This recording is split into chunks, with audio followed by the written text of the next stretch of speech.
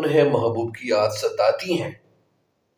جب وہ دنیا کے کاموں میں مشغول ہوتے ہیں تو کئی کئی مہینے گزر جاتے ہیں، بہت سال گزر جاتے ہیں اور محبوب کی یاد تک نہیں آتی۔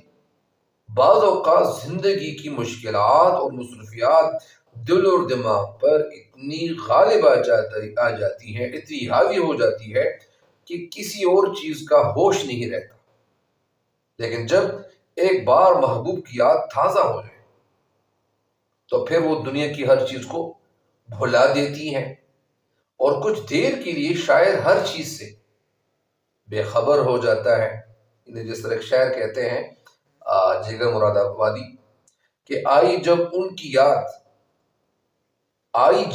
کی یاد تو آتی چلی گئی، جب ان کی یاد تو آتی چلی گئی، ہر نقش ماں سوا کو مٹاتی چلی گئی، ہر نقش ماں سوا کو مٹاتی چلی گئی۔ ماں سوا مطلب اس کے علاوہ۔